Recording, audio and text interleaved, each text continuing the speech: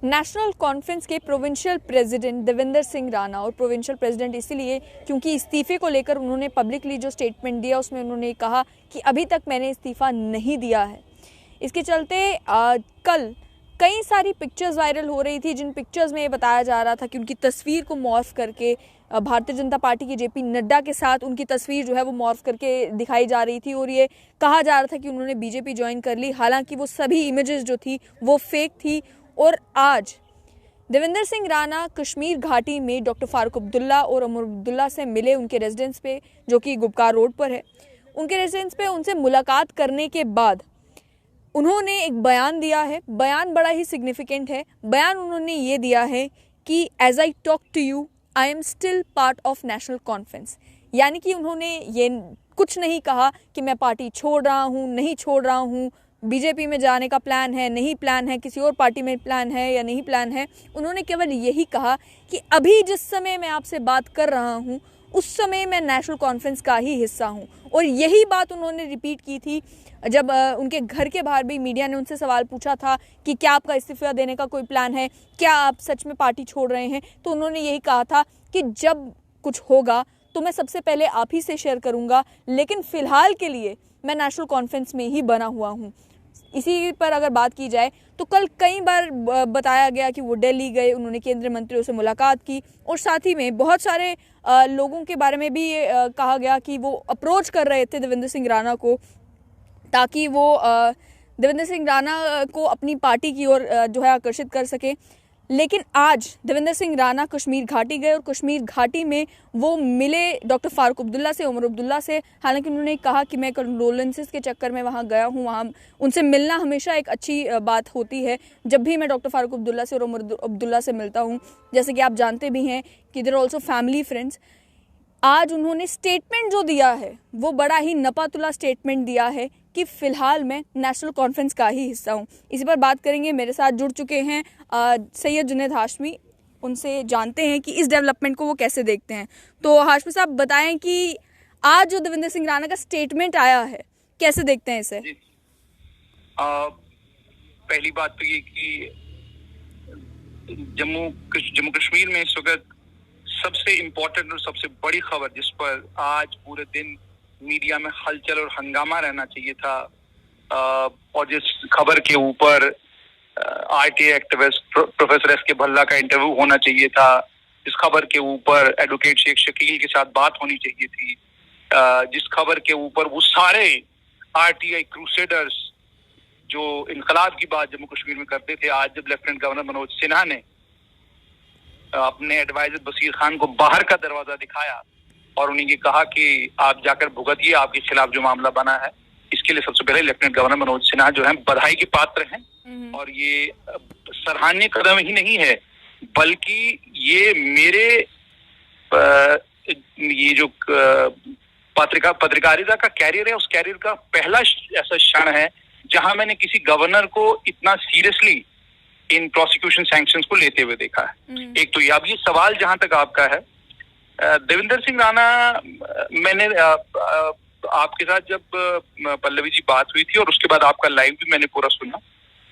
देवेंद्र सिंह राणा ने उसके बाद डेली तस्कीन के साथ बात करते हुए कहा मैं नेशनल कॉन्फ्रेंस में ही हूँ, मैं अभी भी नेशनल कॉन्फ्रेंस का सूबाई सदर हूँ। और उसके बाद अगले दिन उस दिन चौधरी लाल सिंह से भी मुलाकात हुई, अन्य कुछ और लोगों से भी मुलाकात हुई। लेकिन यहाँ पर भी उन्होंने बने रहने के बारे में कुछ नहीं कहा कि क्या वो सूबाई सदर बने रहेंगे या नहीं रहेंगे। देखिए, सूबाई सदर वो बने रहेंगे कि नहीं रहेंगे वो तो अब पार्टी तय करेगी। पार्टी ने इसे तय करना है क्योंकि सूबाई सदर के भी चुनाव होने हैं। जैसे डिस्ट्रिक्ट सदरों के चुनाव हुए हैं वैसे ही जिलाई सदरों के चुनाव हुए हैं, वैसे ही अब प्रोविंशियल सदर का भी चुनाव होना है। मगर पिता पुत्र वाली पार्टियों में अक्सर ये होता है कि पिता और पुत्र घर के किचन में बैठ के जो डिसाइड करें, जिसको डिसाइड करें उसको अध्यक्ष बना दे, कोई उसके खिलाफ कोई बात नहीं कर सकता। लेकिन जहां तक देवेंद्र सिंह राणा का ताल्लुक है, ये जम्मू कश्मीर का हर एक व्यक्ति मानता है, खासकर जम्मू संभाग के लोग मानते हैं कि उनका एक अपना वर्चस्व, उनकी अपनी एक पोजीशन और उनकी अपनी एक राजनीतिक साख, और सिर्फ इतना ही नहीं बल्कि लोगों के बीच में जो उनका अलग सलैक है, उन तमाम चीजों को ध्यान में रखते हुए वो सूबाई सदर की पोजीशन को डिजर्व भी करते हैं।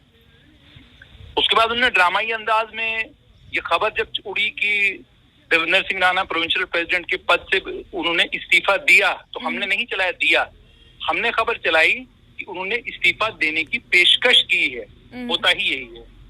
कोई भी सुबह, ये सारे जितने भी जर्नलिज्म के स्टूडेंट्स हैं उनको समझना चाहिए कि कोई भी प्रोविंशियल प्रेसिडेंट जो किसी पार्टी का लॉयलिस्ट हो, किसी फैमिली का फैमिली मेंबर हो, किसी फैमिली का करीबी हो, जब तक दोनों फैमिलीज के बीच में हालात संगीन न हो, हालात बहुत खराब न हो, तब तक उन दोनों फैमिलीज के बीच में ऐसी कोई बात नहीं बनती कि एक पार्टी, उन्हीं की फैमिली का एक मेंबर जो है वो किसी ऑफिशियल पोजीशन से इस्तीफा जो है वो सीधा इस्तीफा देती। वो इस्तीफा नहीं देता, बल्कि वो पेशकश करता है, प्रपोज करता है।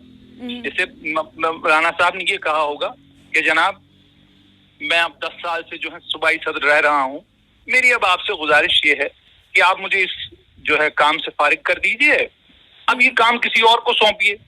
ठीक है। अब इस पर अक्सर होता ये है कि डॉक्टर फारूक अब्दुल्ला और उमर अब्दुल्ला इस पर सोच विचार करेंगे। हो सकता है कल एक बयान आ जाए कि नहीं, हम चाहते हैं कि अगले 5 साल आप ही सूबाई सदर के तौर पर जो है वो नेशनल कॉन्फ्रेंस की कमान थामे रखें। ये भी संभावनाएं हैं। और उसके बीच में फिर उसके बाद वो दिल्ली चले जाते हैं, वो भी खबर उड़ती है कि जी राणा साहब दिल्ली गए हैं। फिर राणा साहब, हालांकि उनसे जब बातचीत हुई तो उन्होंने ये कहा कि दिल्ली जाने का प्लान मेरा काफी देर का था, लेकिन वो मुझे कुछ देर डिले करना पड़ा इसी बात के चलते कि लोग गलत ना समझ लें। मैं आपको वही तो कह रहा हूँ कि वो दिल्ली जाते हैं और दिल्ली से वो श्रीनगर आते हैं और श्रीनगर में वो डॉक्टर फारूक अब्दुल्ला से मिलते हैं, उमर अब्दुल्ला से मिलते हैं। मैंने आपको कहा पारिवारिक संबंध है, मुलाकात हो सकती है, मुलाकात की कोई बड़ी बात नहीं। लेकिन जब भी कोई दिल्ली से एक जर्नलिज्म की स्टूडेंट के तौर पर, एक पॉलिटिकल साइंस की स्टूडेंट के तौर पर भी आपको ये समझना चाहिए, दिल्ली से जब भी कोई आदमी श्रीनगर सीधा फ्लाइट से उतरता है और अपनी पार्टी के लीडरों से मुलाकात करने चला जाता है और बाहर आकर कहता है कि ये रस्मी मुलाकात थी, तो इसका मतलब बात कुछ खास थी, इसीलिए ये रस्मी मुलाकात थी। तो ये रस्मी मुलाकात तो हो नहीं सकती, पहली बात। दूसरी चीज ये, अगर वो प्रोविंशियल पद से इस्तीफा इस्तीफे की उन्होंने पेशकश की है, ये बात बिल्कुल कंफर्म्ड है। उन्होंने पेशकश की है, he has requested them to relieve him of his responsibility। इसी के चलते कई नेशनल कॉन्फ्रेंस के सीनियर लीडर्स जो हैं वो उनके घर पर भी मौजूद थे और यही लग रहा था, जो बातें हो रही थी वहां पर, कि उन्हें कन्विंस किया जा रहा है कि आप इस्तीफा ना दें, आप बने रहें इस पद पे। अच्छा, उसके बाद सिर्फ इतना ही नहीं पल्लवी जी, उसके बाद राणा साहब जब दिल्ली जाते हैं, दिल्ली से श्रीनगर पहुंचते हैं और इस सारे प्रकरण के बीच में वो मीडिया के लिए अवेलेबल रहते हैं। बिल्कुल, वो हमेशा रहे हैं, मीडिया के साथ वो बातचीत करते रहे हैं, मीडिया बहुत फ्रेंडली है, मान सम्मान करते हैं सभी मीडिया कर्मियों का। तो ये सब कुछ साफ तौर पे दर्शाता है, जैसे मैंने आपको उस दिन भी कहा था कि देवेंद्र सिंह राणा नेशनल कॉन्फ्रेंस में चोटी के नेता हैं, बहुत बड़े नेता हैं। इस नेता के पार्टी से अलग होने का मतलब नेशनल कॉन्फ्रेंस का कोई जम्मू संभाग में नहीं बल्कि पूरे जम्मू कश्मीर में बहुत बड़ा झटका लगना है। बिल्कुल। लेकिन राणा साहब जाएंगे कहाँ?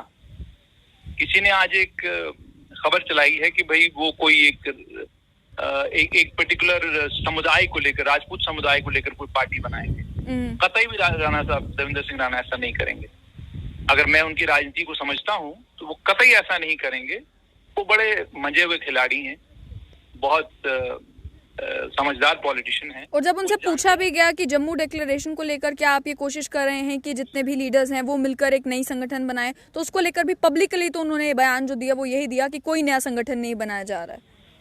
पल्लवी जी, उन्होंने कहा मैं अभी तक नेशनल कॉन्फ्रेंस का प्रोविंशियल प्रेसिडेंट हूँ। बिल्कुल। जब वो कह रहे हैं कि मैं नेशनल कॉन्फ्रेंस का अभी तक प्रोविंशियल प्रेसिडेंट हूँ, तो मतलब मैंने कहा है कि जनाब मुझे रिलीव करो, क्योंकि चुनाव आने वाले हैं, अब वो तय करें उनको करना क्या है। हो सकता है कल, जैसे मैंने आपको उस दिन भी कहा था, कोई बड़ी बात नहीं, राणा साहब प्रोविंशियल प्रेसिडेंट हो जाएं अगले 5 साल के लिए, या पार्टी के अध्यक्ष हो जाएं। हो सकता है पार्टी के अध्यक्ष डिक्लेयर कर दिए जाएं अगले 5 साल के लिए। बिल्कुल। लेकिन दूसरी तरफ जो बड़ी अटकल है वो ये है कि दिल्ली में टैलेंट की कमी तो है, टैलेंट की कमी तो दिल्ली महसूस कर रहा है। बिल्कुल। इसीलिए ज्योतिरादित्य सिंधिया कांग्रेस से जाते हैं, मंत्री बन जाते हैं। जितिन प्रसाद आए यूपी में, हालांकि वहां तो अपनी कास्ट इक्वेशन के चलते वो मंत्री बने हैं, लेकिन बहुत सारे ऐसे नाम मैं कांग्रेस के आपको गिनवा सकता हूं जो कांग्रेस से गए और भाजपा में गए और मंत्री बन गए सीधा, ठीक है। या विदेश मंत्री हमारे ले लीजिए, वो फॉरेन सेक्रेटरी थे, वो कोई पॉलिटिशियन नहीं है, वो फॉरेन सेक्रेटरी थे, सीधा फॉरेन मंत्री बन गए। क्यों बने? इसका मतलब आपके पास ऑप्शन नहीं थे। राणा साहब एक वायबल और एक बड़े काबिल ऑप्शन है, और एक चीज के लिए नहीं, कई चीजों के लिए। क्या ये संभव नहीं है कि राणा साहब किसी एक इम्पोर्टेंट कॉन्स्टिट्यूशनल पोजीशन के ऊपर हो? बहुत कुछ संभव है, बहुत सारी संभावनाएं हैं। अच्छा, एक और अटकल, तो ये आई नेगेट दिस कंप्लीटली, ये राजपूत वाला एंगल जो है आई नेगेट। सेकंड, किसी ने ये कहा कि वो कोई जम्मू बेस्ड पॉलिटिकल पार्टी बनाएंगे, वो भी नहीं करेंगे। वो जानते हैं कि जम्मू में BJP is a reality, BJP एक सत्य है, कांग्रेस उस सत्य का मुकाबला कर रही है। पैंथर्स पार्टी के रूट्स जैसे मर्जी वैसे हों, लेकिन अभी भी जमीन में गड़े हुए हैं। डोगरा स्वाभिमान संगठन भी है और अन्य कई दल हैं, नेशनल कॉन्फ्रेंस है, पीडीपी है, ये सब दल है ना यहाँ पे। वो जानते हैं कि इतनी सारी पॉलिटिकल पार्टीज को कितने साल लग गए लोगों के बीच में अपना वर्चस्व बनाने में और वोट लेने में। और उसके बाद ये जम्मू कश्मीर है, ये दिल्ली या कोई और ऐसी स्टेट नहीं है जहां पर कोई अन्ना हजारे आएगा, कोई एंटी करप्शन का आंदोलन लॉन्च करेगा और आम आदमी पार्टी की तरह जीत जाएंगे। वो भी पॉसिबल नहीं। अगर वैसा होता तो राणा साहब अपनी पार्टी फ्लोट करके जो है वो डेफिनेटली वो अपनी पार्टी फ्लोट कर सकते थे, लेकिन वो भी पॉसिबल नहीं है। तो राणा साहब अपनी पार्टी भी कोई फ्लोट करने वाले नहीं है। ये भी किस्सा कहानी जो कोई सुना रहा है वो भी किस्सा कहानी है। संभावनाएं केवल मात्र दो, या तो नई दिल्ली में जाकर एक नेशनल पार्टी ज्वाइन करना और केंद्र के नेतृत्व के साथ मिलकर वहां पर कोई किसी पोजीशन, इंपॉर्टेंट पोजीशन पर बैठना, और संभावना नंबर 2, और मैं संभावना नंबर 1 में आपको ये भी बता दूं कि all possible doors are open, all possible doors are open। तो इसलिए वहां तो संभावनाएं बहुत ज्यादा है, ठीक है। तो अगर वहां जाते हैं तो वो भी मेरे लिए कोई अचरज वाली बात नहीं होगी, क्योंकि कैपेबिलिटी, पोटेंशियल, काबिलियत के बलबूते पर तो वो जो डिजर्व करते हैं वो डिजर्व करते हैं। जम्मू कश्मीर में उनकी बदकिस्मती ये है कि वो धर्म से हिंदू हैं। मुझे बोलने में कोई हिचक नहीं है इस बात में। यदि वो धर्म से हिंदू नहीं होते तो नेशनल कॉन्फ्रेंस के पास एक potential powerful chief minister candidate अगर कोई है तो देवेंद्र सिंह राणा है, लेकिन वो डिक्लेयर नहीं हो सकते नेशनल कॉन्फ्रेंस में चीफ मिनिस्टर कैंडिडेट। उसका कारण है कि देवेंद्र सिंह राणा जितना मर्जी बड़ा उतना लीडर हो, जिस दिन वो चीफ मिनिस्टर कैंडिडेट डिक्लेयर हो गया, नेशनल कॉन्फ्रेंस को कश्मीर घाटी में वोट नहीं पड़ेगा। ये एक सत्य है, हमें इसको एक्सेप्ट करना होगा। उसके बाद ये सारे समीकरण हैं, जिन समीकरणों, एक तो समीकरण नंबर 1 ये, और समीकरण नंबर 2 यही कि he will continue as the provincial president of national conference, और at the max he could be made जो स्टेट बॉडी है, स्टेट बॉडी में हो सकता है वो स्टेट प्रेसिडेंट भी बना, स्टेट वर्किंग प्रेसिडेंट बनाए जा सके, कोई बड़ी बात नहीं मुझे लगता है। लेकिन कुछ ये आप ये कहें कि ये वो जो लोग कहते हैं ये धुआं यूं ही नहीं उड़ रहा, कुछ तो जला है कहीं पर। तो ये धुआं जो हवा में उड़ रहा है ये ऐसे नहीं उड़ रहा है, इसमें कुछ न कुछ कहीं न कहीं जला है। और this is what my reading of situation. और मैं आपको फिर से कहूंगा as a political science student कि ये आपने याद रखना है, दिल्ली से जब लोग श्रीनगर सीधा आते हैं ना, तो वो बदली हुई हवाएं, बदला हुआ मिजाज और बदला हुआ अंदाज लेके आते हैं। बिल्कुल, बहुत बहुत शुक्रिया हमारे साथ जुड़ने के लिए। तो आपने साफ तौर पर सुना कि दिल्ली से सीधा देवेंद्र सिंह राणा का कश्मीर पहुंचना और कश्मीर में भी पार्टी के जो उनके अध्यक्ष हैं, पार्टी के जो वाइस प्रेसिडेंट हैं, उनसे मुलाकात करना, मुलाकात करने के इमीडिएटली बाद बाहर आकर सहाफ़ियों से बातचीत में ये कहना कि मैं अभी भी नेशनल कॉन्फ्रेंस का हिस्सा हूँ, मैं अभी भी नेशनल कॉन्फ्रेंस में बना हुआ हूँ, ये एक बड़ा सिग्निफायर है। सिग्निफायर इसीलिए क्योंकि कल से कई सारी इमेजेस जो है उनकी मॉर्फ करके शेयर की जा रही थी। इसमें उन्हीं की इमेजेस नहीं थी बल्कि सुरजीत सिंह सलाथिया उनकी तस्वीरें भी थी जो मॉर्फ करके पेश की जा रही थी, सोशल मीडिया पर वायरल की जा रही थी, जिसके चलते बहुत सारे लोगों को धोखा लगा और उन्हें लगा कि देवेंद्र सिंह राणा ने भारतीय जनता पार्टी ज्वाइन कर ली है, जबकि वो इमेजेस फेक थी, वो इमेजेस मॉर्फ थी। और आज उन्होंने ये बयान देकर साफ कर दिया है कि वो अभी भी नेशनल कॉन्फ्रेंस का ही हिस्सा हैं। लेकिन यहाँ पर उन्होंने जहाँ पर ये कहा है कि मैं अभी भी नेशनल कॉन्फ्रेंस का हिस्सा हूँ, उन्होंने ऐसा नहीं कहा है कि मैं आगे भी नेशनल कॉन्फ्रेंस का ही हिस्सा रहूँगा। जब उनसे पूछा गया कि क्या आपने इस्तीफ़ा दिया है प्रोविंशियल प्रेसिडेंट के पद से, तो उन्होंने डिनाई किया। उन्होंने ये कहा कि मैंने अभी तक इस्तीफ़ा नहीं दिया है, लेकिन उन्होंने ये नहीं कहा कि मैं इस्तीफ़ा दूंगा नहीं। उन्होंने ये नहीं कहा कि मैं नेशनल कॉन्फ्रेंस के प्रोविंशियल प्रेसिडेंट के पद पर बना नहीं रहूँगा या बना रहूँगा। इसको लेकर उन्होंने क्लैरिटी के साथ जो बात होती है वो नहीं कही। वहीं कई सारे इंटरव्यूज़ में देवेंद्र सिंह राणा से रिपीटेडली ये सवाल पूछा गया कि बातें चल रही हैं, ऐसे र्यूमर्स फैल रहे हैं कि आप भारतीय जनता पार्टी ज्वाइन करने वाले हैं, क्या इसमें कोई भी सच्चाई है? तो उन्होंने किसी भी इंटरव्यू में क्लियर आंसर नहीं दिया, साफ ना नहीं की, जो कहा जाता है कि कोरी ना नहीं की कि इसकी तो कोई पॉसिबिलिटी ही नहीं है, नहीं मैं नेशनल कॉन्फ्रेंस नहीं छोड़ रहा, ऐसी भी कोई बात नहीं की, जिसके चलते अफवाहों का बाजार गर्म है। और इन अफवाहों के बाजार में कई अटकलें लगाई जा रही हैं कि क्या वो अपना संगठन बनाएंगे, क्या वो भारतीय जनता पार्टी में जो है शामिल हो जाएंगे। जो दिल्ली उनकी विजिट हुई है, हालांकि उनका ये कहना था कि ये विजिट काफ़ी देर से प्लान थी, लेकिन उसको लेकर भी अटकलें लगाई गई कि वहाँ पर भी उनकी केंद्रीय मंत्रियों से मुलाकात हुई है, बड़े लोगों, बहुत सारी पार्टीज़ के अध्यक्षों के कॉल्स उन तक आए हैं, कॉल्स उन तक पहुँचे हैं, ऑफर्स किए गए हैं कि अगर आप हमारी पार्टी में आते हैं तो ये हो सकता है, अगर आप हमारी पार्टी में आते हैं तो ये हो सकता है। और अगर बात की जाए परसों की, तो उनके घर पर भी नेशनल कॉन्फ्रेंस के सीनियर लीडर्स का आना जाना लगा हुआ था।